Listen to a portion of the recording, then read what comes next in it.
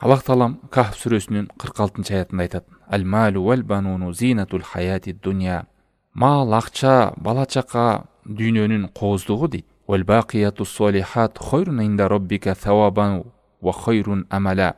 Ал эми калып калуучу сооп амалдар, намазы, орозо, зекет, эмне болбосун, зикир, мунун баардыгы хойрун инда роббика, сенин Роббиң алдында бул жакшылык. Сен жана балаларыңандагы кооздук болгон дүйнө, акча, мал бар. Мунун баары кетүүчү.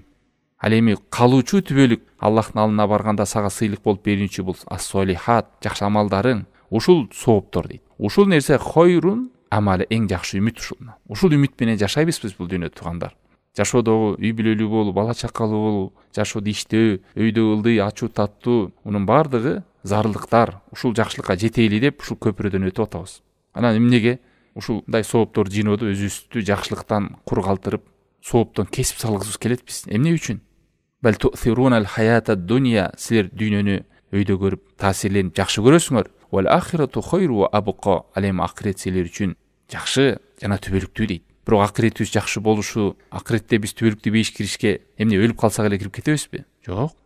Биз бул дүйнөдөн жаныбыз чыкканча Аллах Тааламдын буйругун тыйгандан тыйылуу, буйругандай жашоо ушул мойнубузда милдет бар го.